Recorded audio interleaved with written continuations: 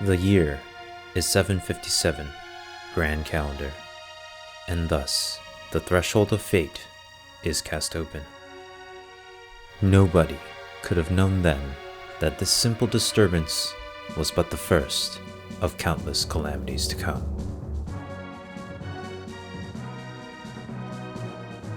Genealogy of the Holy War is the fourth installment in the Fire Emblem franchise and was released on the Super Famicom in 1996.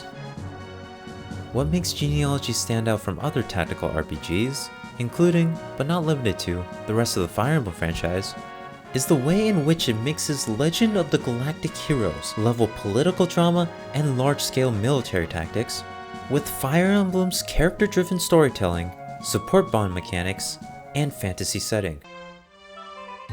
This is best exemplified by the game's narrative structure, which begins with fairy tale-like mysticism and romance that devolves into a tragic tale of death, destruction, and betrayal. Unlike many other Fire Emblem games, Genealogy isn't set in a world where an established evil entity is wreaking havoc. Instead, it begins with a string of seemingly unrelated attacks upon the kingdom of Granvale and its close political allies, enacted by nations who had previously been neutral or even allied with the kingdom. Since Granvale's main force is occupied with its war against the kingdom of Isaac to the east, it's up to House Chalfie's Lord Sigurd and his handful of soldiers to defend the west border between the kingdoms of Granvale and Verdane, and rescue House Jungbi's Lady Ideen from the hands of the Verdane invading force. Along the way, Sigurd receives suspiciously aggressive orders from Granvale's capital, Belhalla, to march into foreign territory to halt any further invasions. However, Sigurd is blinded by the beauty of the mysterious maiden of the forest, Deirdre, and is unable to realize that he's marching his soldiers into a political trap. This narrative structure is elevated by the game's phenomenal soundtrack, which stands toe-to-toe with some of the most recent entries into the series, like Fire Emblem Three Houses, or the remastered tunes of Fire Emblem Echoes, Shadows of Valentia. This includes the panic-inducing and appropriately named Crisis 1. Then there's the hype-filled and uplifting Recruitment.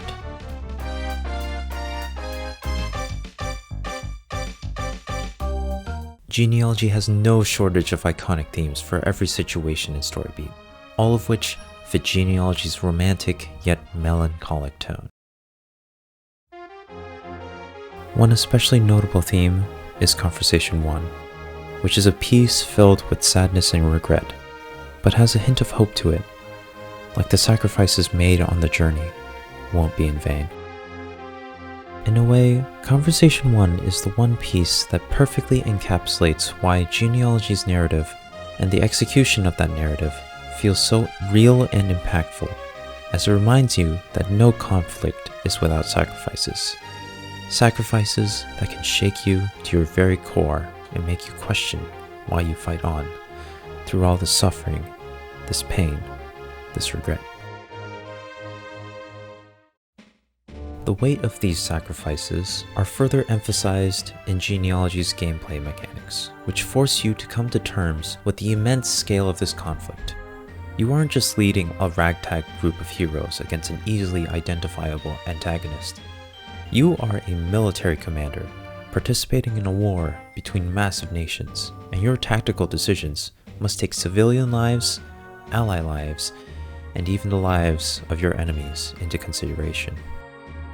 This sense of scale is conveyed through Genealogy's enormous maps, which, without hyperbole, are truly the largest maps in Fire Emblem history, despite it being the fourth installment of a 16-game series. These battle maps are literally the size of a nation and feature multiple castles representing the different noble houses and strategic fortifications within each nation, all of which have their own motivations for participating or not participating in the conflict. Each of these maps are technically a chapter, but they are easily split into multiple distinct acts, as neighboring castles, which may have been previously neutral or even allied, begin to fear your invading army and make preparations to crush your advance, even before you decide to march on their soil. Thus, you have to be prepared for what your enemies and even allies can do, not what they would do. This multi-act structure places emphasis on big picture strategy, and you may find yourself subconsciously applying principles straight out of Sun Tzu's Art of War. Genealogy also features the best integration of a love and romance system in the entire franchise, 16 years before Fire Emblem Awakening and Fates' controversial matchmaking systems. This is because Genealogy restricts the pairings you can have in order to aid the story and keep its tone consistent. In Jugdral, love is a fleeting thing, just like the lives of its people entrapped in the flames of war. That's why Genealogy's second generation isn't just a novel mechanic, it is integral to its themes about the flow of time and the inheritance of hope, even in the face of certain doom. This design philosophy isn't just limited to romance options, as normal supports are scripted to occur in certain chapters when the player has met a specific set of conditions. While it may be a jarring design choice for players accustomed to supports between every unit in later entries in the series, these scripted supports are arguably far more satisfying, as they are filled with purpose and offer uniquely tailored benefits for the characters involved. For example, the current support model in 3 houses offers a standardized set of stat benefits given proximity. However, Genealogy support conversations can offer permanent benefits, from an increase to love points to a permanent stat increase and even a legendary weapon you didn't have access to before. However, it is important to remember that this is a 24-year-old game, and it is limited by the technology of its time. Sometimes certain cutscenes that take place on the map don't make sense considering the placement of allied units, as enemies can suddenly fill up huge sections of the map without allowing you to react until they've settled into their battle positions. Genealogy's wonderful soundtrack is limited to synthesizers, and many official remastered arrangements demonstrate the soundtrack's limitless orchestral potential. Some mechanics, such as the inability to trade, the scripted yet conditional support conversations, and the plethora of stats and skills built into each character, can seem archaic to fans of later entries in the series, a sentiment that is only compounded by the massive travel distance between important spots on the map, making chapters seem unnecessarily long. On top of that, future mechanics in the series, like battalions, seem like a perfect fit for Genealogy, only further cementing its need for a remake. That said, Genealogy has found a successor in the franchise's latest and most popular entry, 3 Houses, which borrows many of its themes and plot points from Genealogy. From crests being clearly inspired by Holy Blood, to its heavy political drama and story twists, to even the way in which 3 Houses conveys its conflict through a world map and nation-spanning military campaigns, it's clear how much 3 Houses owes its success to Genealogy. Now, if you've been paying close attention, you might have noticed something odd. I've been focusing a lot on the first generation, and have only mentioned the existence of a second generation once. Well, that's because I was only talking about the first half of the game, as its sense of scale can't be contained in just one video. Hey guys, my name is Viper, and I just wanted to say thanks for listening to me ramble about my favorite game of all time. Genealogy holds a very special place in my heart, and I really encourage you to emulate or play this game on your browser, because there won't be an official Western release even if a remake exists.